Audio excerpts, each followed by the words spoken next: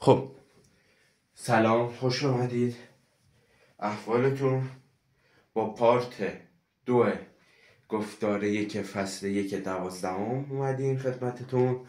ما در پارت اول به اونجا رسیدیم که آزمایشات گریفیت و ایوری رو توضیح دادیم، نکاتش رو گفتیم، فهمیدیم که دی ان ای کار انتقال صفت رو انجام میده و چند تا نکات هم در مورد اون گفتیم که دی ان ای قبل گریفیت و ایوری کشف شده و فقط اینا ماهیت و عمل کار دی ان ای رو چیکار کردن؟ فهمیدن. خب الان تو این پارت دوم اومدیم با مبحث ساختار نوکلیک اسیدها.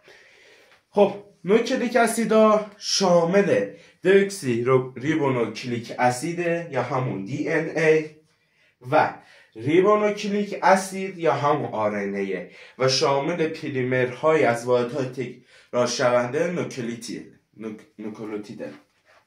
ببخشید. خب حالا این شد ساختارهای نوکلیک اسیدها. 1 دئوکسی ریبونوکلیک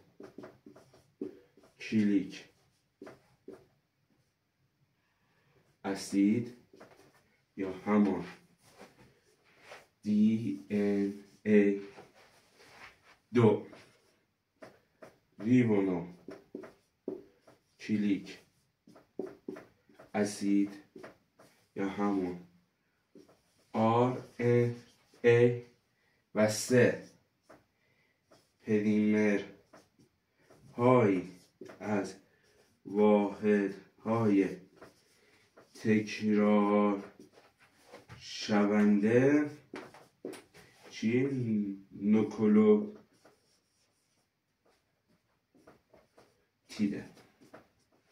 این است.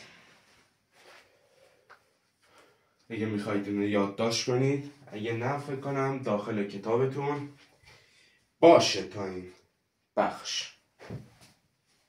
خب حالا در ادامه ما میخوایم بگیم که هر یک نوکلوتید شامل 3 بخش میشه و اون 3 بخش رو مورد بررسی قرار بدیم.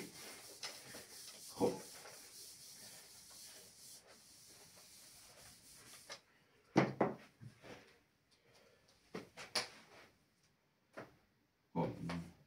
نوکلوتید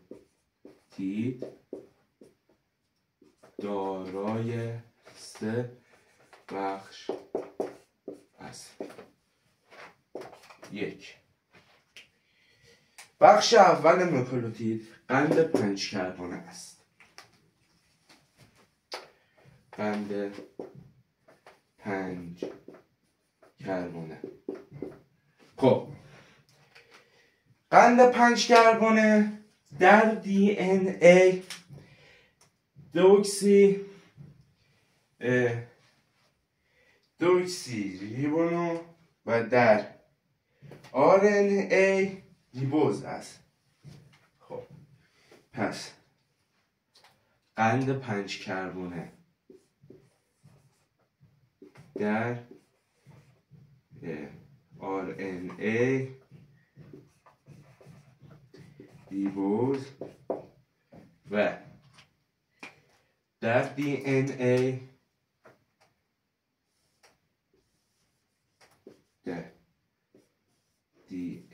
ای دئوکسی ریبونو است. خب و تا اینجا یک نکته یادداشت کنیم. خب قند دئوکسی ریبوز 1 اکسیژن کمتر از قند ریبوز دارد. و قند دئوکسی ریبوز قند چیه؟ قند 5 کربن DNA بود و قند ریبوز قند 5 کربن RNA بود. خب میخواد یادداشت کنید.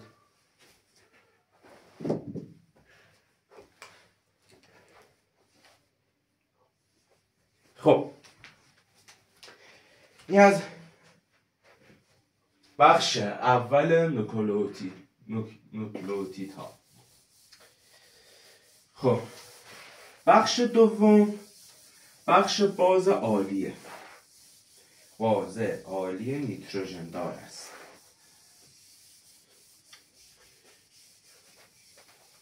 خب پس بخش دوم باز عالی نیتروژن داره. خب. باز عالی نیتروژن داره DNA و RNA با هم دیگه فرق داره.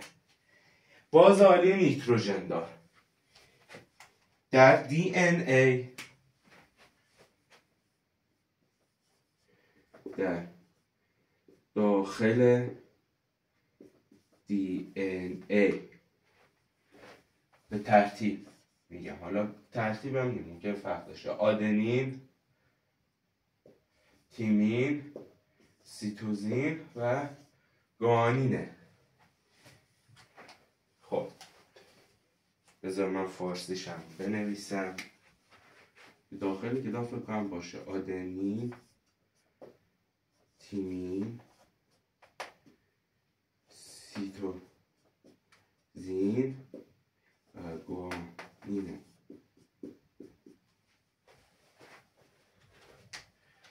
اما در RNA بازهای عالی نیتروژن دار آدنین، یوراسیل، سیتوزین و گوانین است.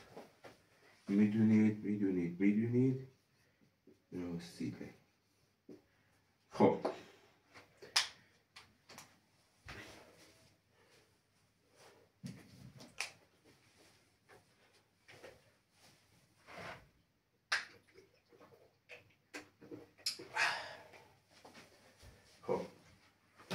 حالا نگاه آقا،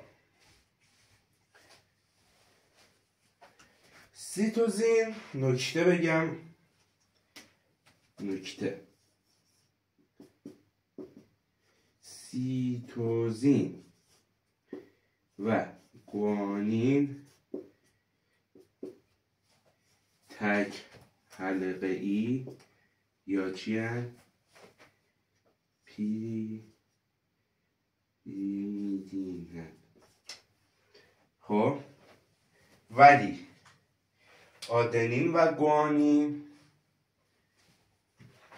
نکتهش بالا، نکته آدنین و گوانین دو حلقه ای یا چی هم؟ پورینه.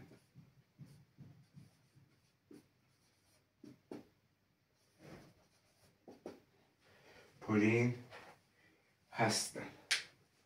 خب اینا رو که من گفتم در رشته RNA، بذار حواسم پرت شد میکنم، در رشته RNA اینجا که گفتیم در رشته رنا جا نمیشه. آقا نکته در رشته رنا آدنین و گوانین دو حلقه ای یا پورین هستن و بازم نکته در رشته RNA سیتوزین و گوانین تک حلقه یا پیریدین هستن. و باز هم نکته از همین نوع نکته در DNA اینجا همین نکته بالایی اینجا دقت کن صدق میکنن در DNA. یعنی چی؟ یعنی آقا آدنین و گوانین هم در DNA در رشته دنا یا در رشته DNA دو حلقه یا پورین است. و اما اینم میگم گوش کن اینجا تک حلقیامون سیتوزین چه زدم حواسم پرد شده دارم گوانین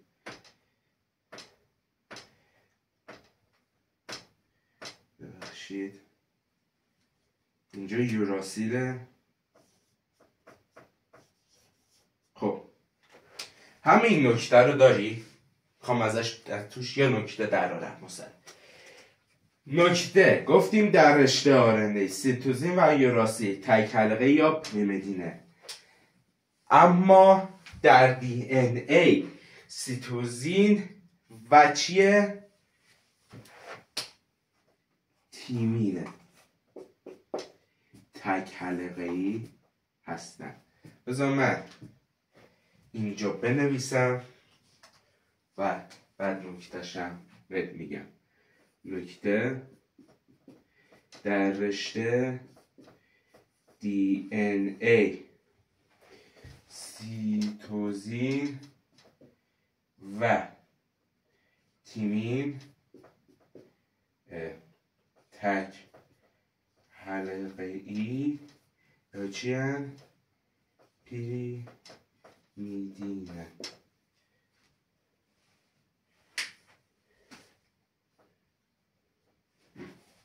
خب حالا چه نکته میخوام گفتم بین تفاوت این دو نکته واسه برارم؟ دقت کن. ما اینجا گفتیم در رشته RNA سیتوزین و یوراسیل تک حلقه‌ایه، ولی در رشته DNA سیتوزین و تیمینه. تفاوتیه که بین یکی از تفاوت‌هایی که بین یک رشته DNA و RNA این است که در بازهای عالی نیتروژن دار DNA ما تیمین داریم، میبینی؟ اما در بازهای عالی نیتروژن RNA جا تیمین یوراسیل داریم. یعنی هیچ وقت ما در داخل DNA جا تیمین یوراسیل نمیبینیم، نه داخلش یوراسیل نمیبینیم. اگه ببینیم یعنی در تشکیل آن رشته DNA مورد پیدا کرده. تو گفتار بعدی میفهمیم که چرا میگم مورد پیدا کرده، چرا نمیگم که اصلاح نشده. حالا در گفتار بعدی میفهمیم. و اما ما وقتی در یک رشته RNA جای یوراسیل تیمین ببینیم اون رشته خرابه، فرایند الگوسازی از اون خراب در نیومده، کل اون موضوع خرابه. و تو گفتار یک فصل 2 که ویدیوش هم گذاشتم گفتم دلیلشو.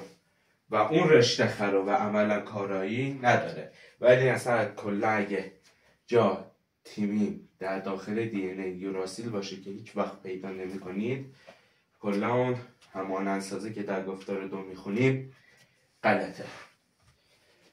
اینا رو یادداشت کنید.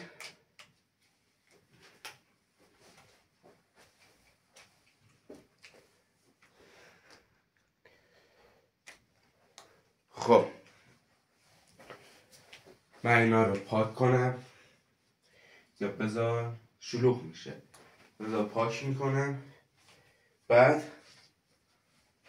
همین نکته هم که گفتم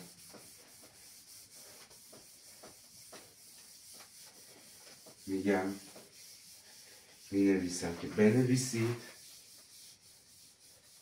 و وارد سومین بخش نوکلئوتید ها میشیم.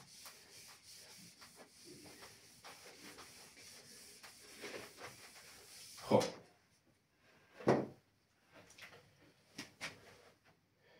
نکته در یک رشته DNA هیچ وقت یوراسیل مشاهده نمی کنید، اما ممکن است در یک رشته RNA تیمین مشاهده شود. در آن صورت آن رشته خراب و کارایی ندارد.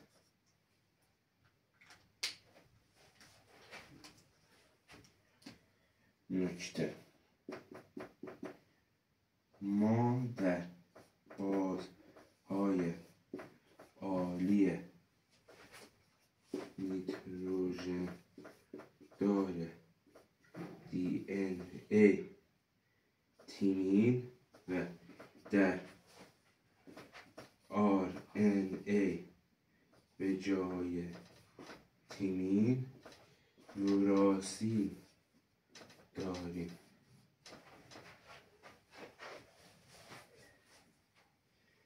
پس در یک رشته RNA سالم ما هیچ وقت تیمین به جای یوراسیل مشاهده نمی کنیم. دقت کنید در یک رشته سالم، در یک رشته خراب که تا نکته بالا گفتم قابل مشاهده خواهد بود. بنویسید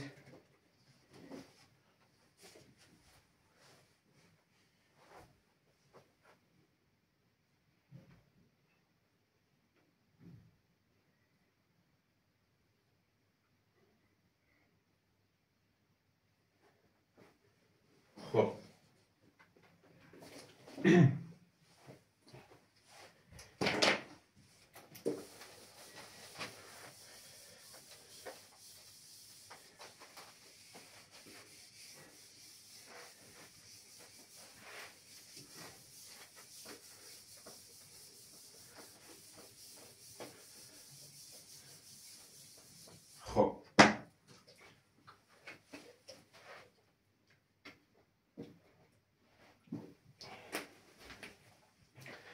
بخش سوم یک نوکلئوتید. 1 تا 3 فسفات، 1 تا 3 گروه فسفات دارد. خب یک گروه فسفات پیشساز یا همون آزاد دارای یک 3 گروه فسفاتی است، اما وقتی میخواد وارد رشته DNA یا RNA ما بشه تا 2 گروه فسفاتش از دست میده و به صورت یک فسفات وارد رشته DNA یا RNA ما می شود. خب نکته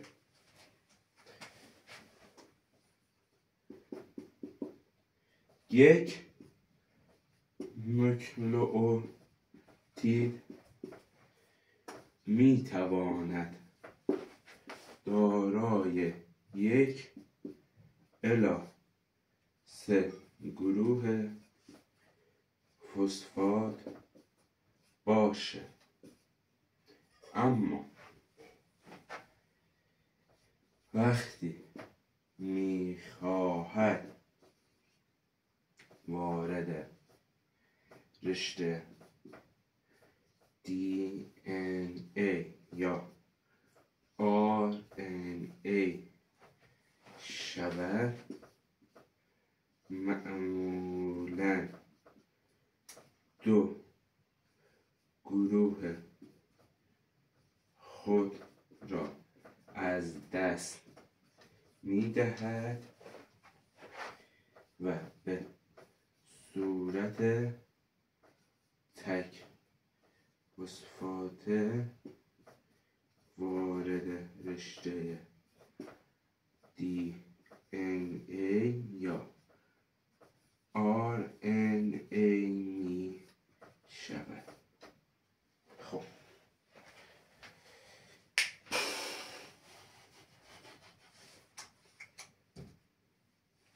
یادداشت کنید.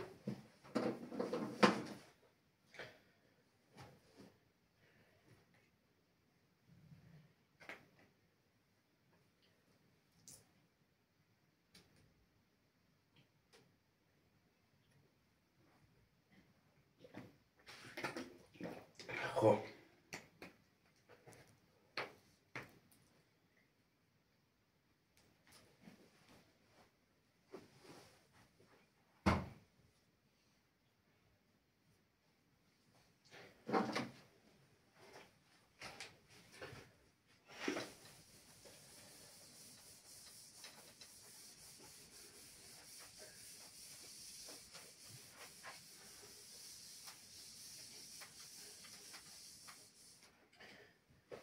ببینیم.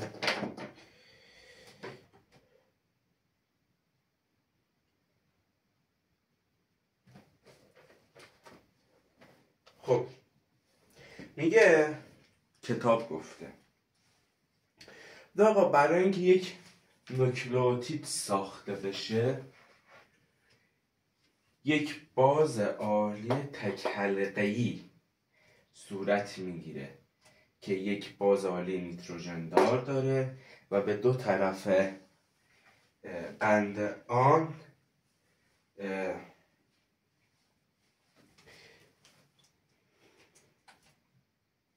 به 2 طرف قند آن بذار قشنگ بازش کنم بهتره، فقط به کتاب بسنده نکنیم بهتره. میگه آقا برای یک ساخت نوکلئوتید ما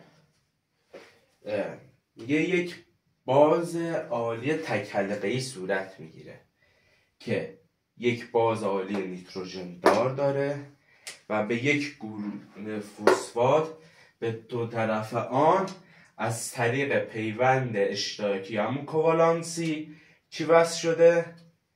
قند وصل شده. شکلی که کتاب به ما نشون داده که میگه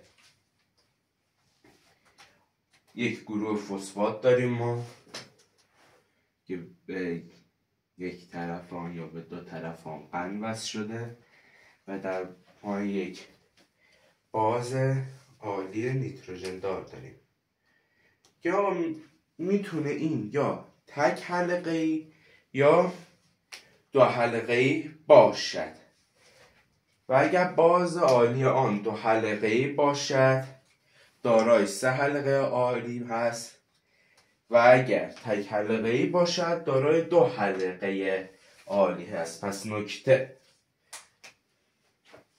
یا نکته اگر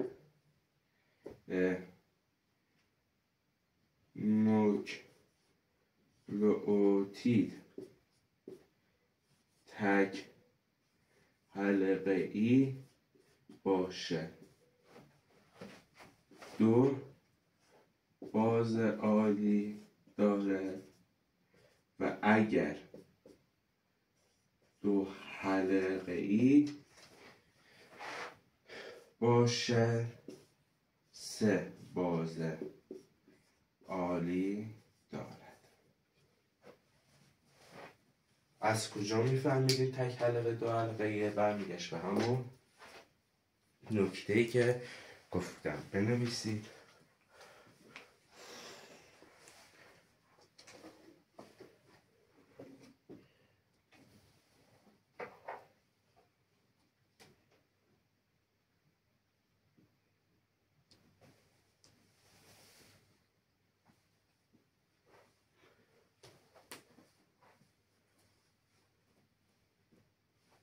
خب این از این. حالا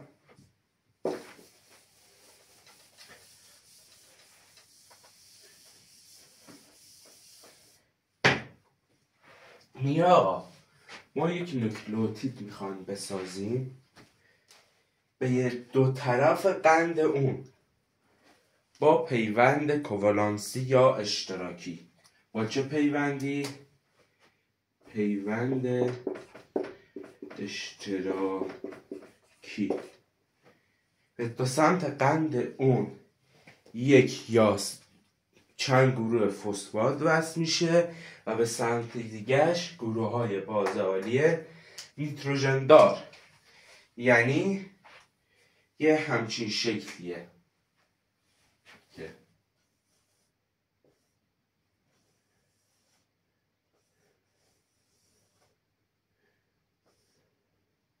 یک 6 ضلعیه 2 3 4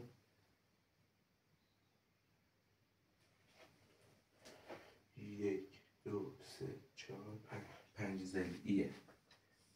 ما درست در نیامد کم و به یک بازه عالی بس شده که 1 2 3 4 1 2 4 که یکیش 5 ضلعیه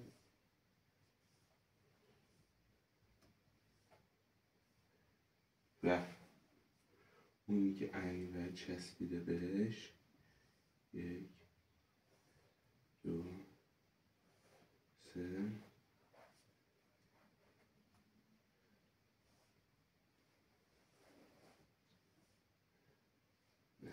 در نه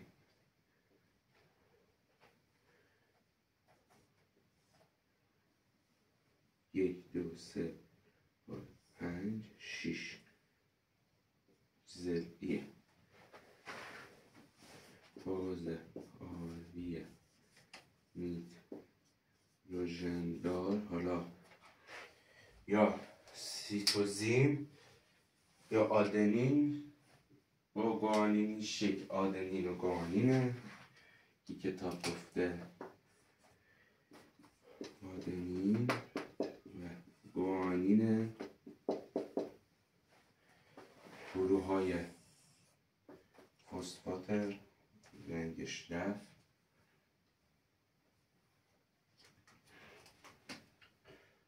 این گروه های فسفاتن که کلش میشه A D P و اینجا تا اینجاش میشه A T P. اینجا قنده. نه خب یه همچین شکلیه که میبینید همونطور که گفتیم با پیوندهای اشتراکی به دو طرف قند ما یک طرف 1 الی 3 گروه فسفات وصل، از یک طرف دیگه بازهای عالی نیتروژن دار. این شکل داخل کتاب هست. اگه هم دارید میخواید جزوه بنویسیدم میخواید بنویسید.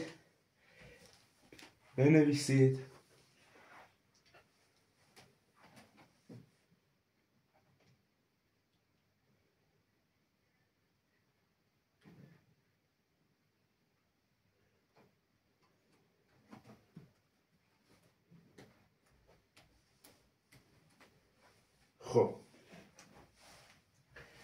یک نکته این گوشه من بنویسم یا من نکته. خب میگه آقا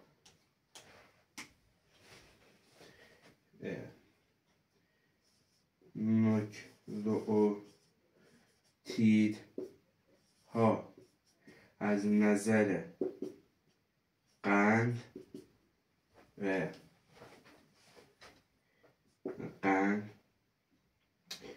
باز عالی و گروه فسفات با یکدیگر متفاوت هستند.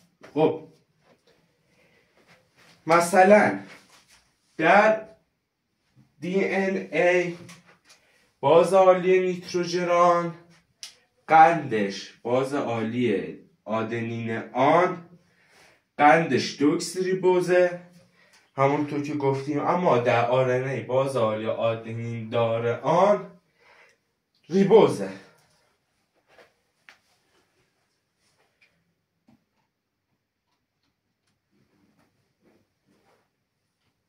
خب حالا من این شکل رو میخوام نگه دارم کار داریم باش. حالا میگه آقا ما به طور مثال یک نوکلئوتیدی که این الان یک نوکلئوتیده، یک نوکلئوتید دیگه هم اینور داریم که توسط یک پیوند اشتراکی و هم متصل شدن. اون پیوند اشتراکی نامش چیه؟ فسفودی استره. خب وظیفه پیوند اشتراکی که دو نوکلئوتید رو به هم متصل میکنه نه چیه؟ فسفودی استر یک پیوند اشتراکی که گفتیم که نوکلئوتیدها رو به هم دیگه وصل میکنه. وقتی یک نوکلئوتید به هم دیگه وصل شه چی میسازه؟ یک زنجیره نوکلئوتید میسازه. پس اینجا میگیم پیوند اشتراکی که باعث متصل شدن دو نوکلئوتید می شود چیه؟ فسفودی استر است. فکر کنم اونجا یکم کم رنگ افتاده ولی خب قابل خانه هست. این ماژیک هم اونم عمرش به پایان رسیده.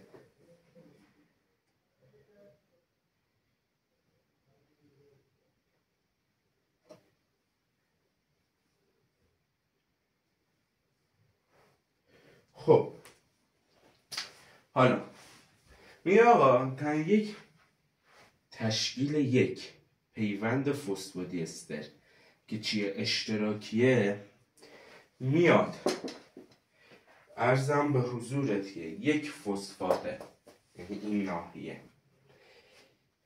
یک فسفات نوکلئوتید قبلی به گروه هیدروکسیل قند نوکلئوتید بعدی وصل میشه و یک پیوند فسفودی استر رو تشکیل میده. پس اینجا در تشکیل پیوند فسفودی استر یک گروه فسفات از یک نوکلئوتید به هیدروکسید نوکلئوتید دیگری وصل می شود و پیوند فسفودی استر تشکیل می شود. خب این از این. حالا اون گوشه رو یادداشت کنید، اینا رو یادداشت کنید تا بریم سراغ مبحث بعدیمون که یکی کتاب داره میگه یه بخش کوچیک دیگه از این مونده و میریم سراغ مبحث بعدیمون. یادداشت کنید.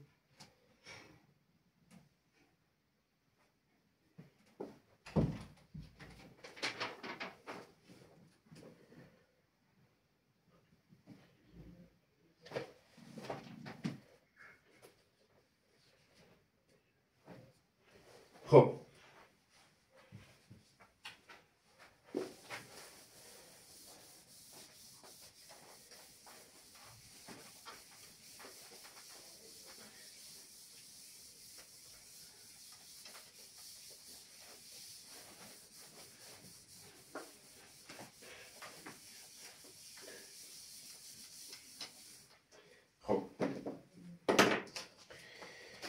کتاب اومده ما رو با دو نوع دی ان ای حلقوی و خطی آشنا کرده که میگه عرضم به حضورتون که میگه دی ان ای حلقوی میگه دو انتهای رشته پلینوکلئوتید نیز میتواند با پیوندهای فسفودی استر به هم متصل شود و یک نوکلئوتید اسید حلقوی را ایجاد کنند. برای مثال در باکتری ها میتوکندری کلوروپلاست است. یک دی ان ای حلقوی چیه؟ ما به یک دی ان ای حلقوی میگیم که بازهای عالی انتهای آن می توانند توسط پیوندهای فسفودی استر با همدیگه پیوند تشکیل بدن و یک ظاهر حلقوی طور به دی ان ای ما بدن. وقتی این ظاهر حلقوی طور تشکیل شد ما به اون دی ان ای میگیم دی ان ای حلقوی. مثالش دی ان ای داخل کلوروپلاست باکتری و چی؟ میتوکندری است. خب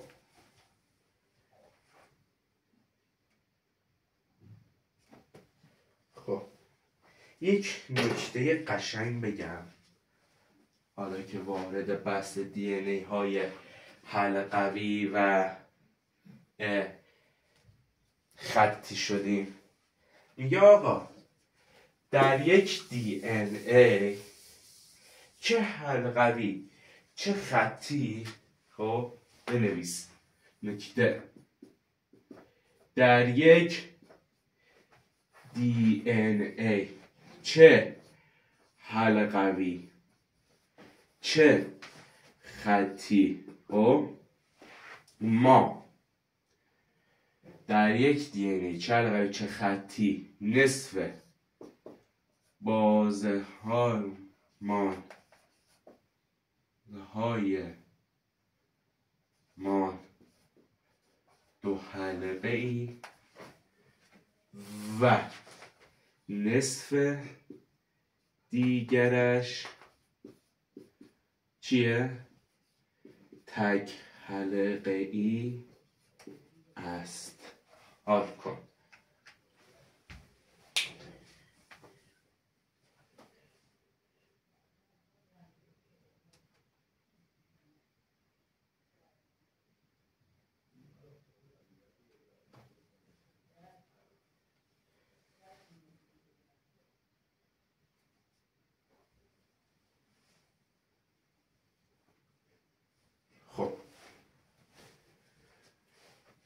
رنگمون رو عوض کنیم. یک نکته دیگه هم بگیم خدمتتون، نه یادداشت کردیم. میگه آقا نکته، میگه در یک DNA خطی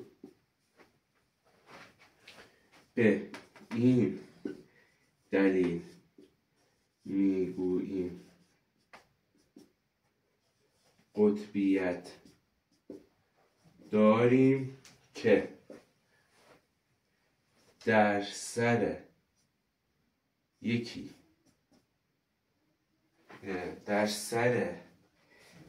از دو رشته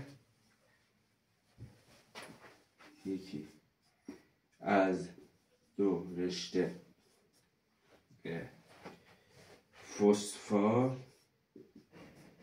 و در انتهای سر دیگری هیدروکسیل قند را داریم. خب این از این. آقا دلیل قطبیت در یک DNA خطی این است که ما در انتهای یک سر دو رشته فسفر و دو انتهای سر دیگر هیدروکسیل رو داریم. پس متوجه میشیم که در یک پلی‌نوکلئوتید متفاوت هستن، برای همین میگوییم که در یک DNA خطی ما قطبیت داریم. این یک نکته رو بنویسید.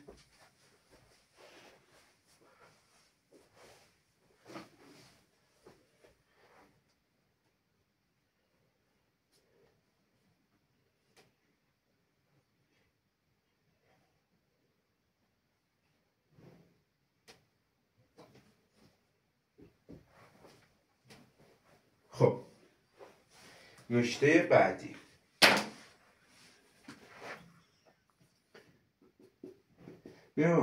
ما در DNA دو رشته داریم، درسته؟ میگه این دو رشته ممکنه موازی، مکمل، مارپیچ یا چی باشه؟ ناهمسو باشه. اینم یک نکته دیگه. یه داریم کم کم نکته بارونش میکنیم دیگه. این یه نکته دیگه هم بنویسید.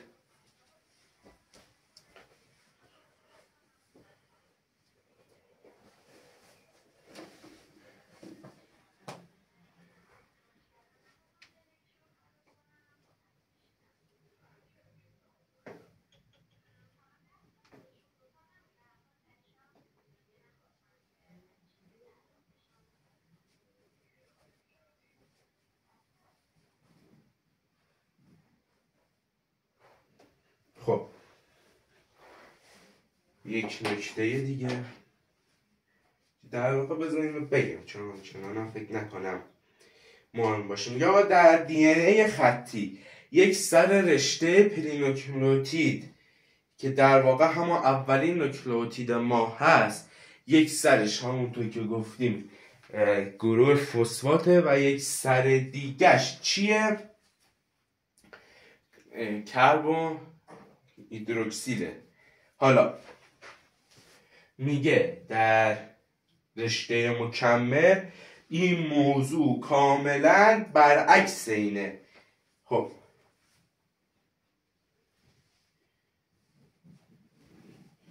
حالا نکته رو داشته باش. میگه آقا نکته، در یک DNA خطی تعداد پیوند فسفودی استر یکی کمتر از نوکلئوتیدهای آن است. حال کن.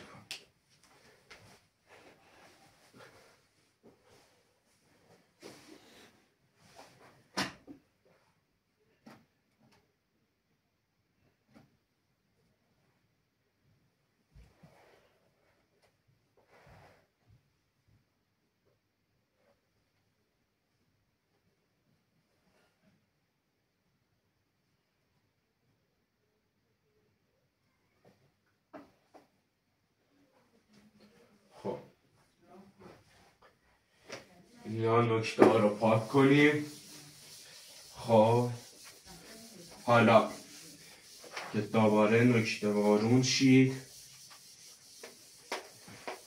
گفتار پرحجمیه، چون این گفتار رو نکات اولا زیادی داره، یاد نگیرید فصل 2 هم یاد نخواهید گرفت و ادامه فصل 1 هم یاد نخواهید گرفت. حالا میاد میگه نکته، میگه آقا تعداد پیوند قند فسفات در یک رشته دی ان ای خطی برابر است با چی؟ تعداد نوکلئوتیدهای آنها. میگه نکته تعداد فسفات های قند از پیوند فسفات های قند دی ان ای خطی برابر است با تعداد نوکلئوتید های رشته. اینم بنویسید.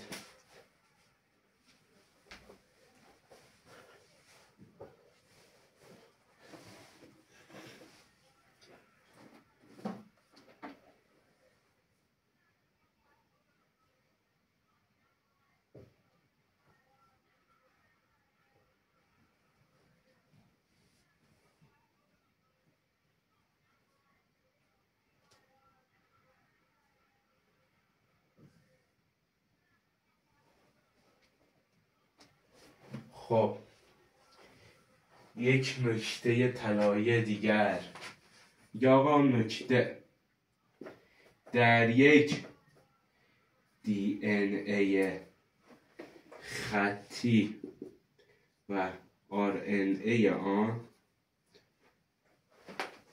دو سر رشته آن آزاد است که ما می توانیم بگوییم که دو سر رشته ما با یکدیگر فرق می کند. همون چی؟ یک سر فسفات و سر دیگر هیدروکسیل قنده. اما در دی ان ای حلقوی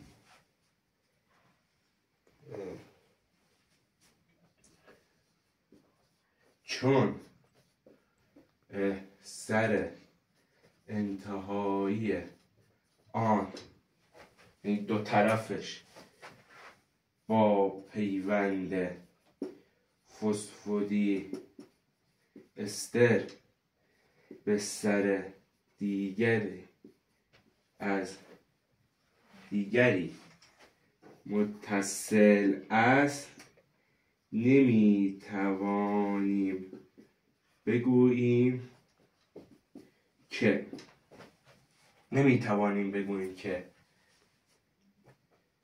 دو سر آن با هم فرق می کند. این از این. در واقع ما اینجا دو سرمون آزاده در یک DNA یا RNA خطی و میتونیم نظر بدیم که آقا این سرمون با اون یکی فرق داره، اون یکی فسفات، اون یکی هیدروکسیله. اما در DNA حلقوی چون سری که آزاده با پیوند فسفودی استر به سر دیگه متصل شده و آزاد نیست، ما نمیتونیم نظر بدیم که با هم فرق میکنه یا نه. این نکاتی که درباره DNA حلقوی بود، DNA خطی بود. یه توضیح ریزم درباره DNA حلقوی بدیم و پارت 2 رو تموم کنیم. میخوام این گفتار رو پارت بذارم چون یک گفتار مهم و پر از نکته‌ایه که تایم ویدیو بالا میره، اذیت نشید و بتونید این گفتار یک رو هضمش کنید که بتونید ادامه درسم اوکی کنید. این نکات رو یادداشت کنید تا یک توضیح از DNA حلقوی بدیم و تمام.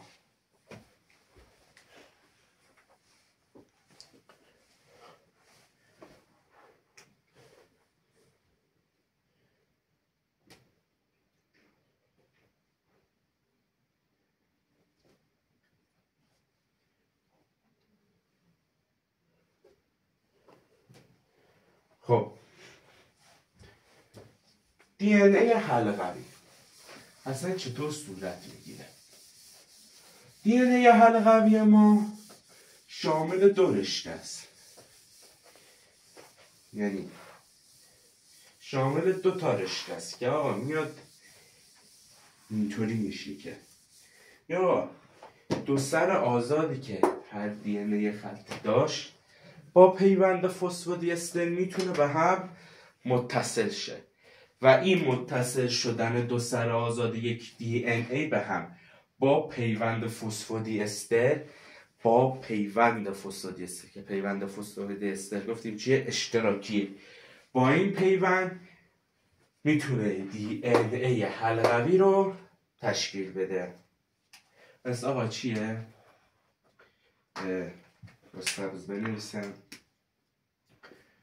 DNA حلقوی دارای 2 رشته می باشد. خب که این 2 رشته 2 سر آزاد آن می تواند با پیوند فسفودی استر به یکدیگر